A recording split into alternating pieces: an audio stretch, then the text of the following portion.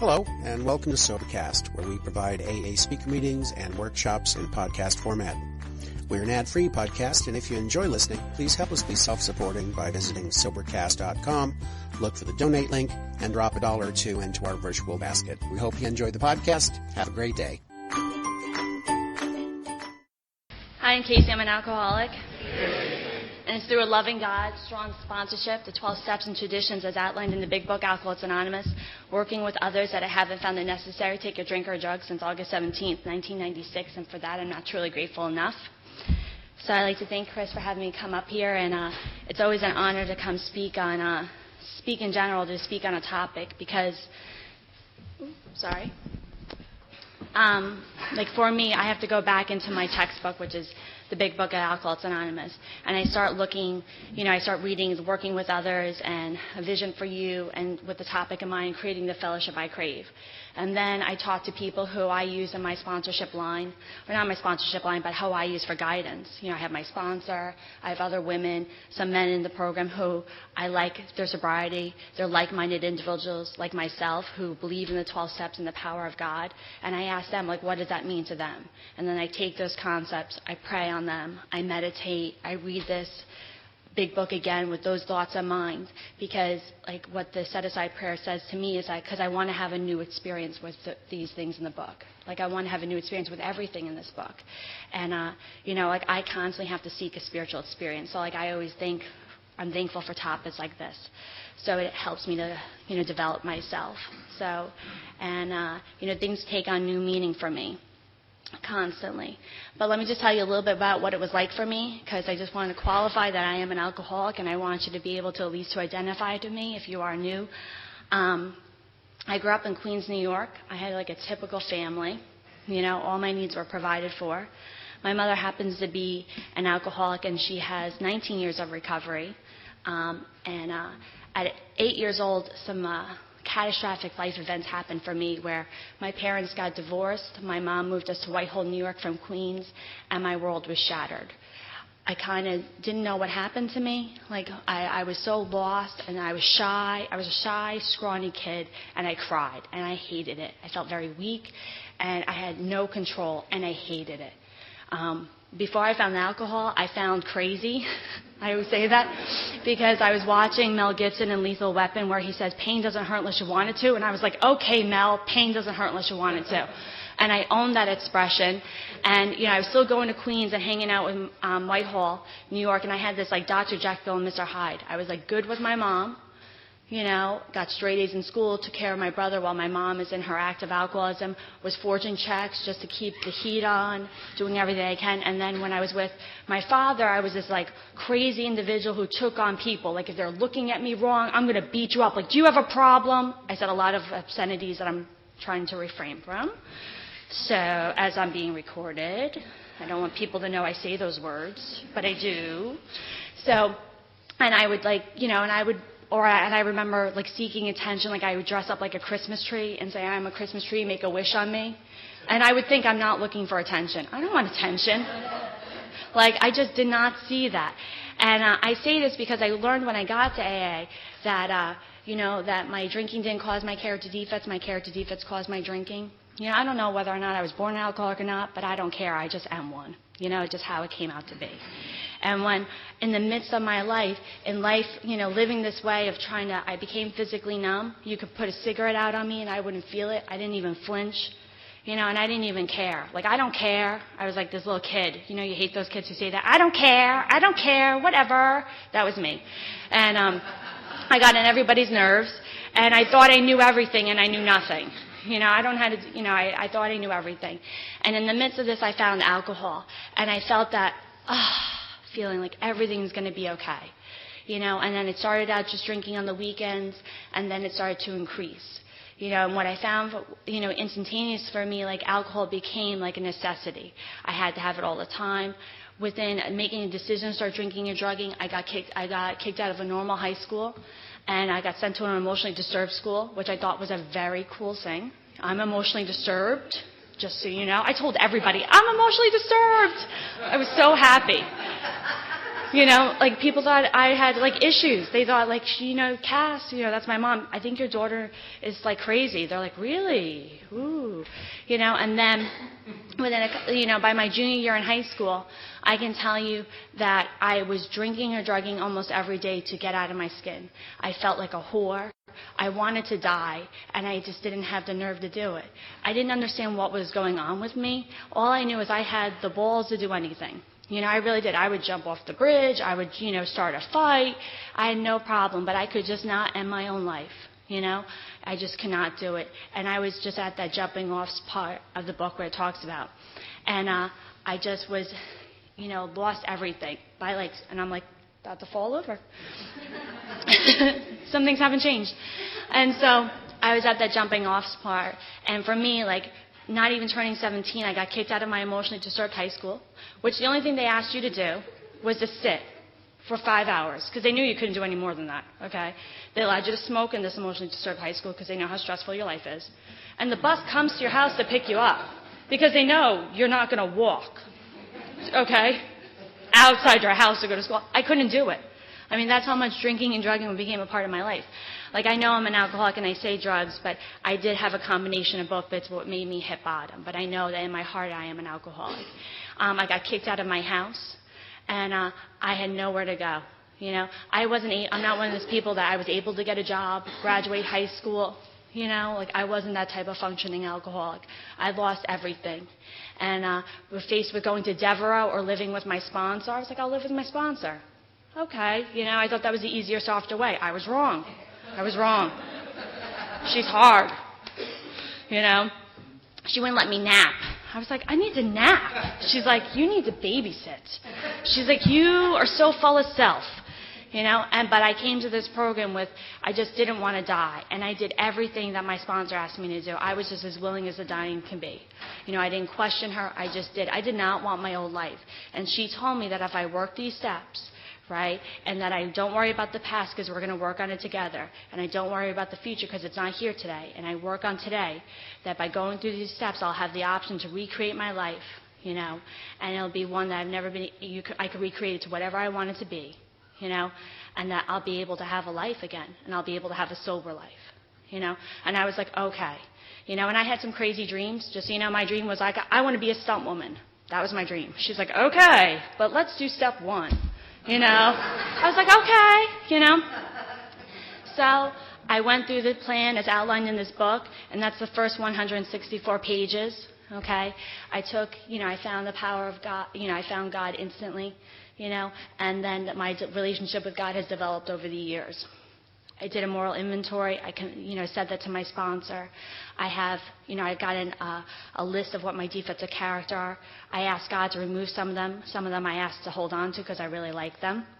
And then I became willing at later dates to remove him, and I just never said no. And I always said, God, I'm not willing yet to give this to you, but I'm willing to be willing. And that's what I've learned. All I have to do is be willing to be willing, and more will be revealed. And as I go through the process, more has been revealed. I've made amends. I actively work 10, 11, 12 in my daily life. I have a sponsor. I am available for sponsorship, and I do sponsor. So, creating the fellowship you crave. In Chapter 7, Working with Others, it says on the second paragraph, life will take on new meaning, to watch people recover, to see them help others, to watch loneliness vanish, to see a fellowship grow up about you, to have a host of friends. This is an experience you must not miss. We will know you will not want to miss it. Frequent contact with newcomers and with each other is the bright spot of our lives. And, it also talks about that, and there's a solution. It mentions our fellowship again, but the fellowship is different than the program. The program is the 12 steps. The fellowship is the people and the meetings that we come to meet. And what I've learned in creating the fellowship I crave is really that fellowship is by the service that I do. I've created a fellowship through service, not through who's going to go with me to the club, or who's going to do this with me, or who wants to go here. It's not about how I want my friends to be. It's really about I had to learn to think of others. And I learned that through, the others, in chapter 3. It says in our third step, we offer ourselves to God and to remove from us our difficulties. And what the third step, in short, has learned to be for me is that I'm no longer a taker, I'm a giver. So I start learning how to see what I can give to these people's lives. And in the beginning, giving was I set up the tables and chairs. I made coffee. I picked up cigarette butts and ashtrays. And by coming early, I met people at my home group. I had a home group. I suggest everyone to have a home group because it's a place where people get to know you and where you get to develop friendships and it's a pretty amazing thing. And I got to watch people in my home group solve problems in their life without having to drink, and that gave me hope. And they got a chance to see this really screwed up kid who was just trying. And they lay aside their prejudice with me, and I had the ability to lay aside my prejudice with them, and we got to meet on that common ground in AA, where we don't compare our drinking stories, we look at our feelings, and I started to see that I could relate to these women, these men, despite that they're 50 or 20 or whatever age they were, and for me, I had to always look at in my life, when I'm saying all this stuff to people, I'm praying to God and I'm doing everything in my life, do my words match my actions? And I always tell my sponsees, I'm never going to ask you to do anything I haven't done myself. But I've learned in our traditions that it's attraction rather than promotion. So if I'm looking for this fellowship, then I have to make sure that I'm that attractive person. Why would people want to come up to me? Why would people want to get to know me? And the things that I've learned to do that are by practicing these principles in all my affairs, which Anne-Marie talked about last week. And I wasn't here from it, but our sponsorship lines kind of crisscross, so I know that there's some of the same things. And some of the principles that we learn on here, you can take one from page 19 or 20 of the big book. I'm a big book thumper. I don't know if you noticed. But I don't want you to think these are my ideas, These are the black parts of the book. So it said, most of us sense a real tolerance of other people's shortcomings and viewpoints and a respect for their opinions and attitudes, which make us more useful to others. Our very lives as ex-problem drinkers depend upon our constant thought of others and how we might help meet their needs. I hate that line. You know what I mean? Because it gives it to you on page 19. It's you're just barely sober, and I already have to start thinking of others. But it tells us right from the get-go we have to think of others because we are so consumed with ourselves. And for me, in creating the fellowship that I crave, it's not about me. You know what I mean? It's not about what I want. It's about really by opening myself up, being of maximum service to God. And by doing that, I find like-minded individuals like myself who are alive about this program, who are so happy to have their lives be recreated for them and sober. And I align myself with people like that. And what I start doing is I start walking into situations and I see people and I'm judging them. And I'm like, great, page 19 and 20, I'm supposed to have tolerance of other people and a respect for their viewpoints. And you know what? I don't have to do that, but if I want people to respect my opinions and what I have to say, then I have to be willing to bring that. So that becomes a principle for me, learning to have real tolerance for others. It all talks about that in our 11th and our 9th step, love and tolerance of others. It says on page 44, am I living on a spiritual basis? What does that mean for me? How am I inviting God into my life? My priorities for me are always God, AA, and then Casey's responsibilities. So, and then it says for me in We Agnostics, do I believe God is everything? And that's such a hard question sometimes. When life is good, do I believe God is everything? Absolutely. When life is hard, you know what I mean? I could tell you in the beginning, it was yes, God is everything. But the longer I stay sober, sometimes I kind of think that I can do it. It's it's okay, God, I got this one. You know what I mean? I got some information now and some self-knowledge, and I'm good. And then I get a little spank, I'm okay, yeah, I got some pain, and I'm willing to surrender again to God. And I get to grow. And I say all these things because I have to let go of old ideas, and I have to set aside my prejudices so I can really be of maximum service. And I can't say that enough. And I can tell you when I started to do those things, what happened was when I first got sober, I got sober at last time I got sober at St. Clair's Adolescent Rehab. And I had a friend who did a 12-step call on me when I was still in and out. He was in the hospital. And I went to go visit him. I had 3 months sober. And, his liver was failing and he was dying. And I was going to say, just, give him some love, just thank him. He really was there for me in some of the hard parts of my life. And I ran into this old counselor of mine in the elevator, and she's like, oh, my God. She's like, are you still sober? And I'm like, yeah. Couldn't you tell? She's like, no. right? Because I'm crazy. Because when I first got sober, I was still crazy, and I still dressed really wild. Like, I was wearing, like, polyester. Like, it was a 96. It wasn't in. You know what I mean? It was like, I still remember, like, baby blue pants with stitched out knees, like, platform shoes, and, like, the swirly shirts. Yeah, and my conception of God at the time was dinky. You know, I did a lot of acid. You know, and I was less like, you know, but that was where I started. And it has grown since then. So this woman's asking me, like, are you still sober? I'm like, yeah. She's like, we really need some people to come into your rehab to speak. And I said, I'll come every Saturday. She's like, well, we need every other Saturday. And I was like, okay. And what I did was I started bringing this meeting to my last rehab I was in St. Clair's. And I brought different people every week who were young people in sobriety. You know, and what happened was it forced me to go find people out there who were young in sobriety because I wanted to show these kids that there's a lot of young people getting sober, you know, and to give them some hope because that's what inspired me to get sober. I got some hope because I was open-minded at one point to hear this woman, Roseanne, carry a message to me, and I was like, okay. And so I wanted to do the same things for these same people. And so I found, like, all these young people who were working this program, and every other Saturday we brought them this meeting. You know, and guess what happened? I started becoming friends with these people. Because, you know what, we were both on this journey of inviting God into our lives and helping others. And we were, like, on fire. And everyone wanted to be around us. You know, and it wasn't, like, out of any ego or anything, but it just, like, we had that energy. Like, you just want to be there to see what's going to happen. And it was really amazing. And we saw some kids get sober, you know, that we were like, oh, I don't know if I could get sober with those problems. You know, and we did. And we saw these kids get sober, and it was amazing. And I had the opportunity to bring that meeting there until the rehab closed. And I did that for 3 years, you know. I'm always doing some type of service in one form or another.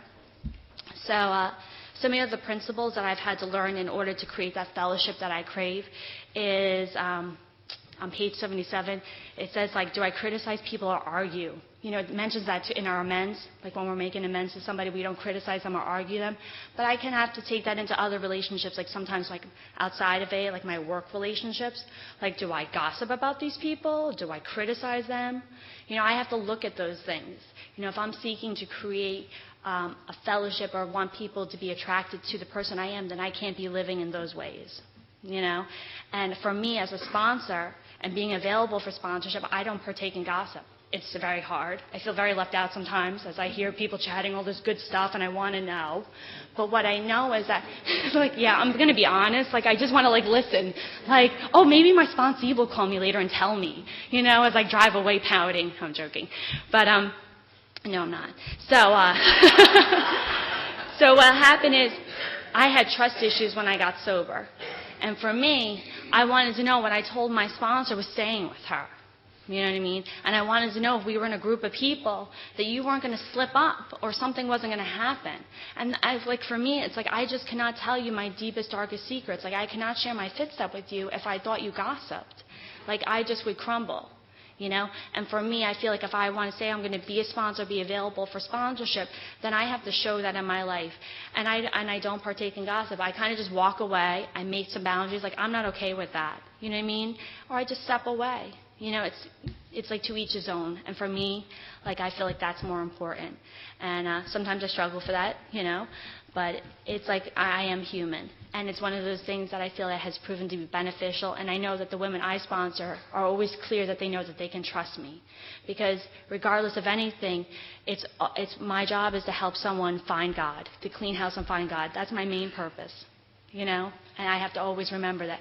Everything else is just a bonus. You know, being sober is like the greatest gift I have because I have a chance to do anything. If I'm not sober, I have nothing. If I'm a real alcoholic, which I know I am. So, on page 79, it talks about, am I willing to go to any lengths to find a spiritual experience, which I talked about. And I feel like I am. You know, I'll do, you know, sometimes I kind of balk when my sponsor now says, okay, it's time to do a fourth step. I'm like, oh, do you think I really need it? She's like, yeah. I'm like, okay. And, but, like, it's my job I want to keep growing closer to God. And the more I do that, the more I find kind of what's blocking me from really having, like, a happy and stable life. You know, and it also mentions on We Agnostics. It talks about in page 89, am I helpful? And that's the biggest way that I've created a fellowship for myself. Because when I got sober, I would go, I made amends to my family, and I kind of felt like this black sheep in the family. Like I just didn't know what to do with myself now. Like I go there because I wasn't living at home anymore, and I just stand there, and I was kind of like, I don't have a room in this house anymore. I don't know what you do in this house anymore. I don't really know what I'm supposed to do in this house anymore, because last time I was here, I just called you the C word every other sentence I could, and I'm not supposed to do that anymore. And my sponsor's like, contribute. And I was like, oh, like, what's that? And I had, and I would see what I could do for my mom. Like, if there was dishes in the sink, I did the dishes. If she needed me to run an errand for her, I'm like, do you need anything at the store? Can I get something for you? And I just see how I could be helpful. And it especially worked at family events, like trying to get reacquainted with my family. Like I made amends to my family, and they wanted me to, my part of my amends was they wanted to see me. And it was really uncomfortable. Some of my family still drank. So what I had to do was, if I was spiritually fit, I went. I'm going to talk about that. It goes on to say about those things in page 100, working with others. But what I started to learn to do was contribute. So when I would go to these places, I would just try to help the people who are hosting the party. Is there anything I could do to take out for you? I try to get, I get my grandmother, like, do you want another seltzer? Like I make her a plate. And I had a great time. And the funniest thing happened, everyone thought I was so great. They're like, Joe, your daughter's so great. And I had, because they had no idea who I was. Because, the other couple of times I was there, I was leaving those parties, hiding around the corner, just drinking. So they never had a conception of who I was. And what started happening was I got reacquainted with my family, and I started, they started to wanting to have me around, and I started wanting to be around, and I started learning how to be one among many. In a Working with Others, it says on the bottom of page 100, assuming we are spiritually fit, we can do all sorts of things alcoholics are not supposed to do. People have said we must not go where liquor is served, we must not drink it, we must not have it in our homes, we must not shun friends who drink, we must avoid movie pictures which show drinking scenes, we must not go into bars, or friends must hide their bottles if we go to their houses, we mustn't think or be reminded about alcohol. Our experience shows that this is not necessarily so. We meet these conditions every day. An alcoholic who cannot meet these still has an alcoholic mind. There's something the matter with his spiritual status. His only chance for sobriety would be a place like the Greenland ice cap. And even there, an Eskimo might turn up with a bottle of scotch and run and ruin everything. Ask any woman who has sent her husband to distant places on the theory that he would escape the alcoholic problem. So our rule is not to avoid a place where there is alcohol if, big if, we have a legitimate reason for being there. That includes bars, nightclubs, dances, receptions, weddings, even plain ordinary whoopee parties. To a person who has experience with an alcoholic, this may seem like tempting prowess, but it isn't. You will note that we made an important qualification. Therefore, ask yourself on each occasion, have I good any social, business, or personal reason for going to this place? Or am I expecting to steal a little vicarious pleasure from the atmosphere of such places? If you answer these questions satisfactorily, you need have no apprehension. Go or stay for whichever seems best, but be sure you are on solid spiritual ground before you start, and that your motive for going is thoroughly good. And I love that. And it's really funny because that's on page 100, 101. It's on page 19. And I always point that out because you've gone through, you've done a fourth step, you've done a fifth, you've established a relationship with God. And for me, I had to check my motives out every single time I went out. I wanted to, I got sober. I was 17 years old. I got sober at 18. I graduated high school. I wanted to start having a life. I love to dance. And I wanted to go out dancing. And my sponsor would be like, well, do you have a good reason? I'm like, yeah, to dance. Duh. And she was like, well, you have to do your motives for why you're going to this club.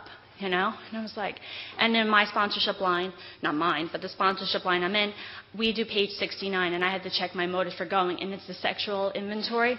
But what I have to do is I have to answer those questions in absolute statements, saying, like, I go to this club.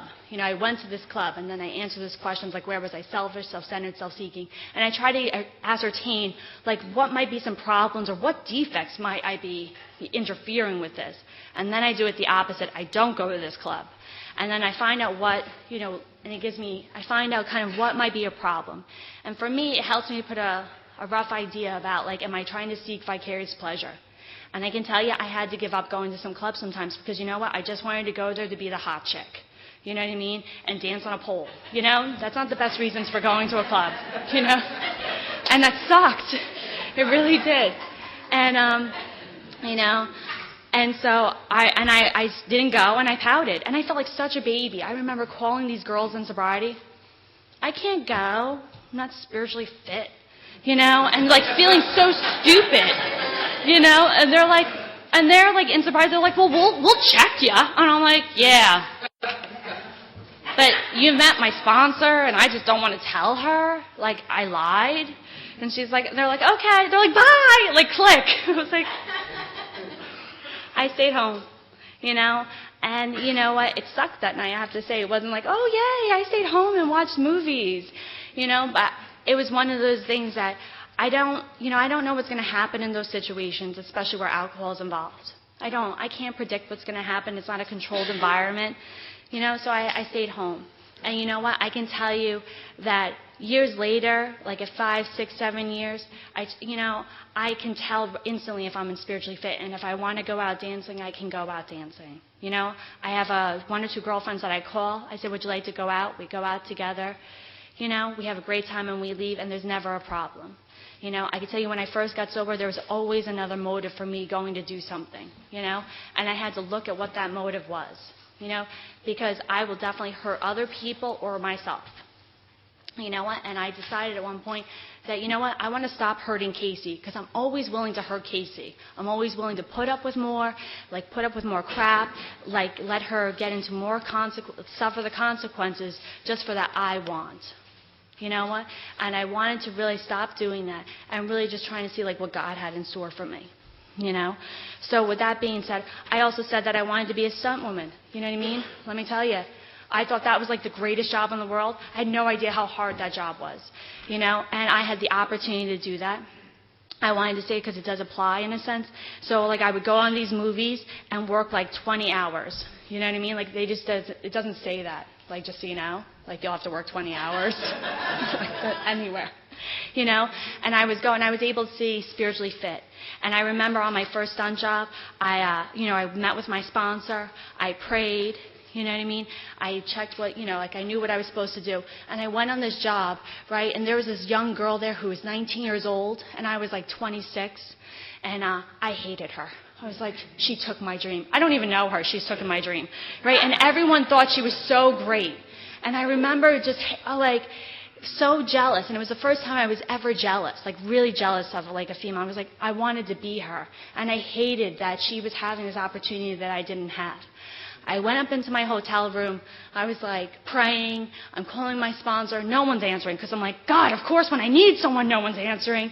And so like I open my big book. I pray. You know, I ask God to enter my heart. Like, please take away these thoughts. Like, you're giving me my opportunity of a lifetime, and please help me just to enjoy this experience as it is. And something happened. I had to go back down to the chute. I went there, and it was removed. You know what I mean? I helped this girl to perfect her stunt. She got more credit, and I was so happy for her. I had a girl who I had to ride on a motorcycle. I had to put a bomb on a car. It was really a cool stunt. On my motorcycle, I had like a really cool outfit, right? And I was able to stop thinking about myself to see how this girl was so scared, right? I said, you should have told me you were scared. We would have practiced. You know, I'm like, she's like, but what about, I'm like, I control the bike. You hold on, okay? I will not let you fall off this bike. Do not worry. You know, I said, she's like, I just can't reach that far. And I was like, fine, I'll put the bike right next to the car. And I did. And I've never done this before, but I'm like, I can do it. I know I can do it. I feel like the power of God. Really scary, right? Like, feel the power of God. I'll put my bike right next to a car. So, and in a controlled environment. And I did this. And I can tell you, she was able to be safe. You know, the stunt came out great. Everyone liked the work that I did. And I got another job from it. And by the end of the movie shoot, everyone was like, I want to ride a motorcycle. And it was like, they're like, I want to be you, Casey. You ride this motorcycle. And I was like, what an awesome feeling. It was such an awesome feeling. And I journaled that because it was such a great feeling how I stepped out of the way. You know, I asked God to please remove me of my selfishness. and to be not a taker and a giver, and just to consider others. And what happened was, and this is outside of AA, but it's like it is creating this fellowship. It doesn't say creating a fellowship just in AA, but it's like creating this. It's like unlimited. Like God is unlimited, and so it is power. He works for us inside and outside of these rooms. And outside of these rooms, like I had that moment just to, be a good person. And what happened was these people would always want to work with me because they felt that I kept them safe. You know what I mean? I'm like, my job is to keep you safe. And that was my job. And I was only able to do that with God. And it just showed me still, and I had like 10 years sober, or 9. I'm really bad at math. 17, 25, 9, or 8, bad. I'm going to be a school teacher. I can't add, right? I recreated my life again. I'm going to be a school teacher because that was too hard. But so anyway, and it just was pretty amazing how it happened. And I just stepped out of the way. And it just shows me constantly how I just have to remove myself from the problem, or the situation, and things just work out the way it's supposed to. And I get to have some really neat friends now. So, and a vision for you. I'm just going to read a couple things. I still have some time. It says on page 156. It says, but life was not easy for the two friends. Plenty of difficulties presented themselves. Both saw that they must keep spiritually active. One day they called up the head nurse of a local hospital. They explained their need and inquired if she had a first-class alcoholic prospect. So this is like Bob and Dr. Bob and Bill, and they're trying to create this fellowship they crave. You know what I mean? And they are trying to seek out prospects, and so they call up this head nurse at this hospital to find alcoholic number 3. And this is how they're creating their fellowship. And all throughout this book, they talk about creating this fellowship, and this fellowship is all created out of service. And for me, like I told you, I had that rehab commitment. I had a juvenile detention commitment where I spoke at a juvenile detention, and I brought speakers in. And I try just to, bring the message of what I've learned and carry that. When I'm asked to speak at meetings like this, I try to carry this message. And it's like I'm always just trying to find hopeless alcoholics and provide them the solution that I had. And it's an amazing thing because, just before the meeting I was talking about it. I have like 13 years sobriety. And, like I go to meetings sometimes, and it's like I want to hear people talking about how they're applying it in their life after they've gone through it once or twice. Like, what are they doing now to keep seeking that spiritual experience? And so what I do is, like, I kind of try to talk about what it was like for me and what I'm doing now. Because I also want to find individuals who are doing the same thing. Like, how are they, doing this again to have another spiritual experience? And it's one way of, like, me just trying to, like, seek this fellowship that I have. I joined a new home group. I moved to Union. I joined a new home group that is based in, they're big book thumpers. There's people in this meeting who have more time than I do, which I love, keeps me humble. Like I just do not want to be the person with the most amount of sobriety in the room. And I get to go, and it's a speakers meeting, and I get just to listen. And I find other individuals who are like-minded like myself. And what I find for me is that at some point in sobriety, I had friends who decided that they were going to half measure it. And I had friends who decided they were going to do it. And I wanted to have the best of both worlds.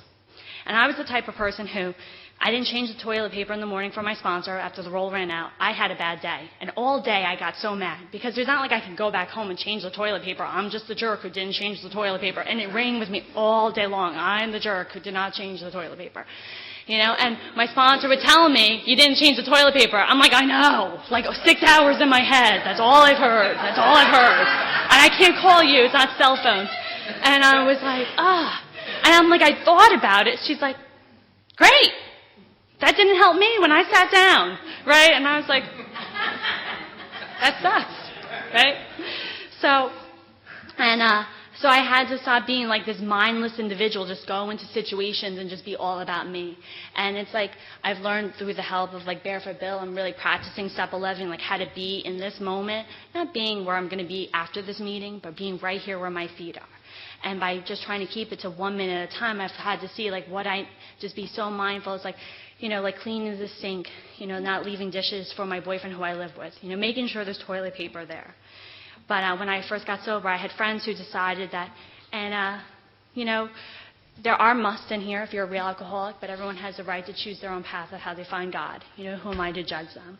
And I have friends who decided that they just didn't want to do all this stuff in here, and I wanted to do it all. And it became very difficult for me because I'm trying to apply these principles on all my life, and I have friends who are not applying these principles on all their life, and they're being dishonest, and they're acting out, sexually and having one-night stands and just being careless, and I couldn't do that.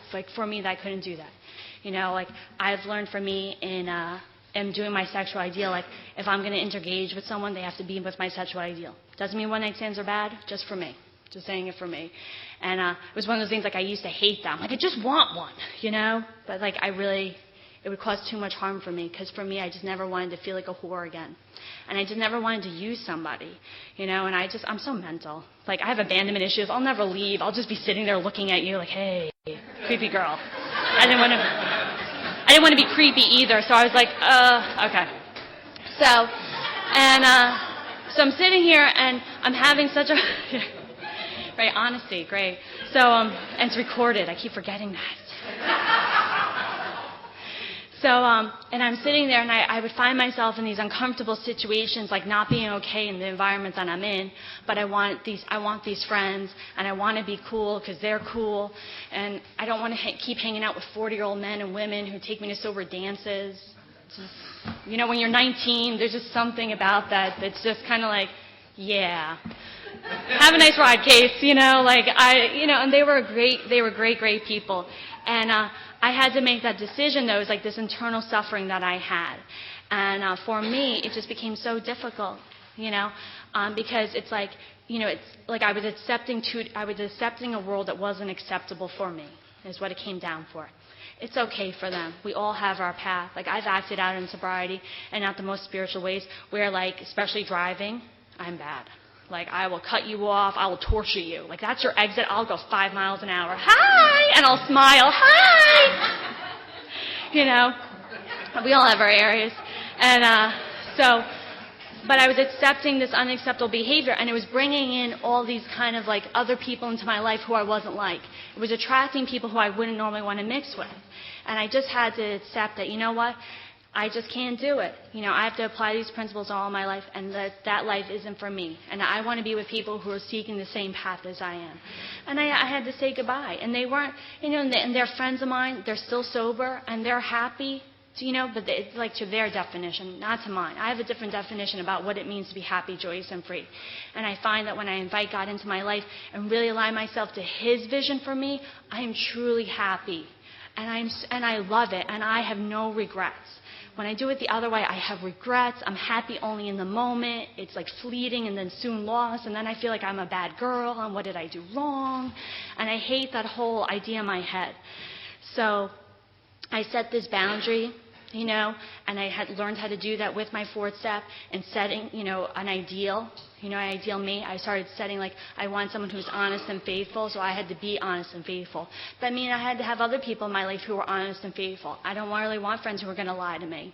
I don't want to have a sponsor, who's just going to, coax, not tell me the truth. I want people to call me on my crap. If you see me standing in crap, tell me I'm standing in crap. Don't wait and 2 months later, oh yeah, I saw that. I'm thanks. And let me sit there. That just sucks, And so I made that decision, and when I made that decision, the most amazing thing happened was that those old friends I was holding on to, I was given a whole new set of friends almost instantaneously. It's by letting go of them, God gave me a whole new group of people to hang out with, and we had a great time. I invite my sponsees into my life when I sponsor them. I show them my life just the way it is. I don't dress it up. And my house has been a disgrace sometimes when I've let them in. And they're I'm yeah, I've been working. Okay, so we're just going to ignore the 4 rooms. Okay, we're just going to go straight to this room. And I just told them, this is the best that I can do. It's the best that I can do, but you're welcome to come in. And I tell them, if you're going to judge me, then do the dishes. Okay, because I don't have the time. And I'm joking, but with some truth, But, and I invite them in, and I can tell you at different points. I remember at one point in my sobriety, I I had about like 7 girls I was sponsoring, and they were all so tight-knit, and we had the greatest times together. They came over to my house. I had a house at the time. Like, just a couple months ago, I had this like room that I was renting because I decided to recreate my life, so that meant living in a room, to go back to school. But I was renting a house, and I would have them come over, and I had a puzzle always on the table for us to do together and just to talk. And it was like a safe environment. You just come over, you hang. I was able to open my house open on holidays, on Thanksgiving. If you didn't have a place to go, come on over. Just please call so I can have a plate for you. That's what I would ask. I opened my house open on Christmas Eve to alcoholics who are struggling. You're more than welcome to come over. I tell people, like, here's my phone number, you can call me anytime. And I mean that. And I tell them, like, if you call me at 2 o'clock in the morning, if I pick up, you don't need to apologize. That's it. I always tell people to call me at 2 o'clock in the morning, not 6 a.m. in the morning. I am not the 6 a.m. in the morning call. I am like the 2 a.m. in the morning call. Like, I will be up. And but by doing those things and inviting people into my life when I can, like, I was in a position where I could do that. That I was able to help other people develop get a firm foundation in this program. Those women, they moved on to other sponsors, and they're having beautiful lives. And it's amazing to watch them recreate their lives and get married and have kids and see them just develop this beautiful life and then sponsor other people and then offer the same thing. And it just shows me how this program just works, by just like thinking less of myself. And I've learned that the definition of humility is like not thinking of myself, is thinking of myself less, not thinking less of myself. And that was a big thing for me. It goes on to say, let's see. But life among Alcoholics Anonymous is more than attending gatherings and visiting hospital, cleaning up old scrapes, helping to settle family differences, explaining the disinherited son to his irate parents, lending money and securing jobs for each other. When justified, these are everyday occurrences. No one is too discredited or has sunk too low to be welcomed cordially if he means business. And that's true. Like, I'll go to hell and back for anybody who's willing. And I tell all my sponsees that. You know what I mean? You do the work, I'll be with you. And we'll walk through this, and we'll invite God along the way. If I'm not standing with you and you're in hell, you might want to look about what you've said what you've been doing, And my sponsor has done that for me, and I do that for my sponsees. And it goes on to say on page 162 is a big book. Someday we hope that every alcoholic who journeys will find a fellowship of Alcoholics Anonymous at his destination.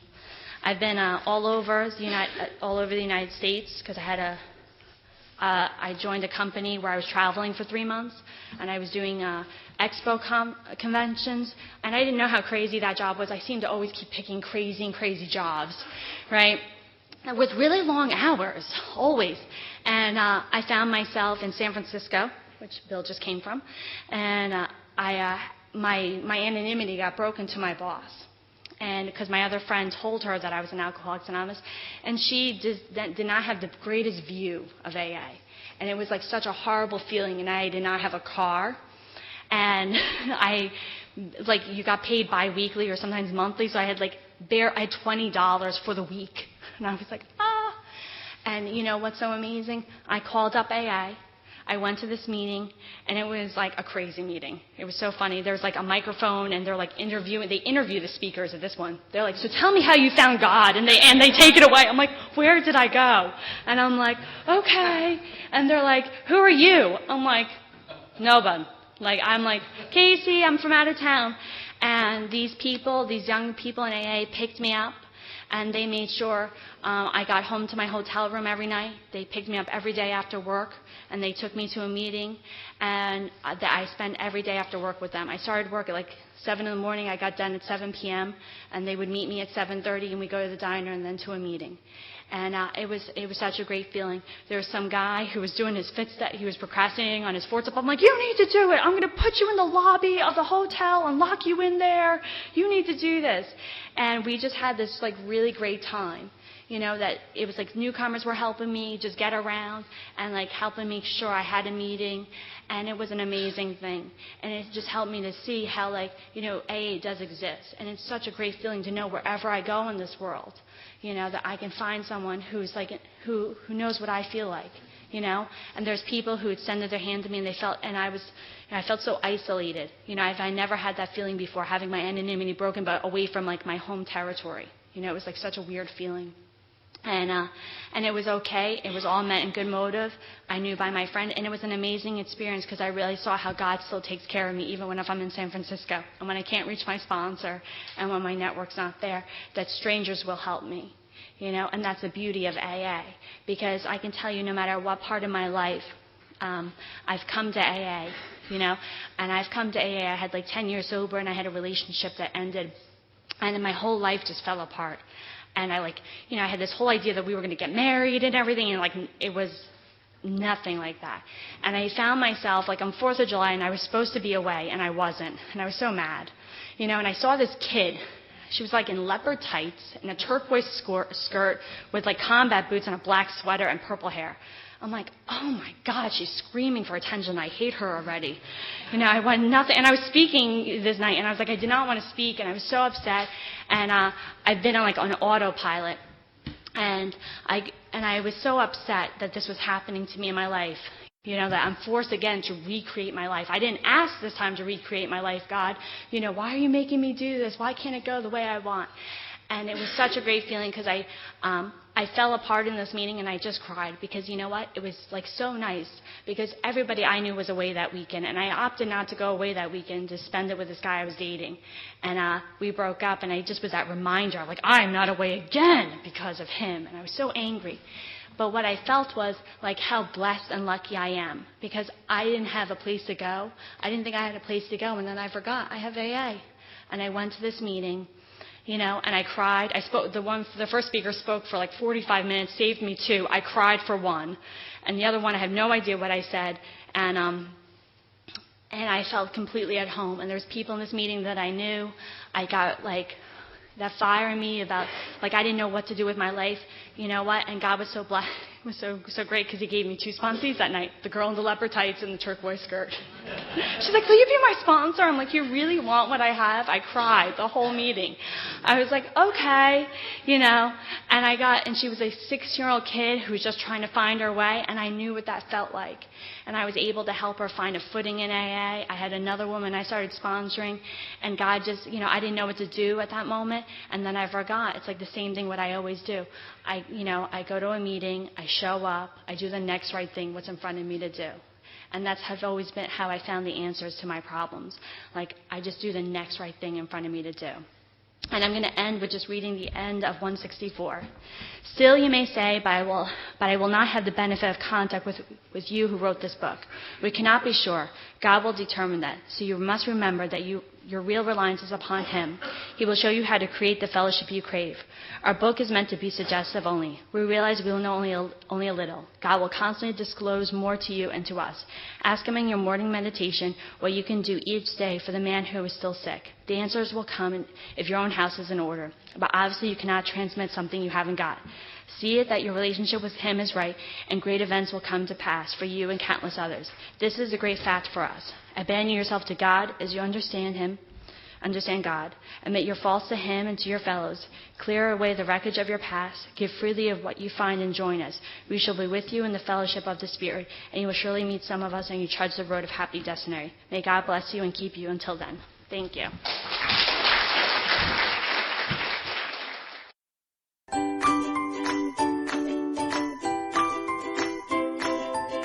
Thanks for listening. I hope you enjoyed the podcast. Sobercast is ad-free, and we'd like your help in order to keep it that way. So if you'd like to help us be self-supporting by pledging $1 or $2 a month, visit Sobercast.com and look for the donate links. Thank you very much.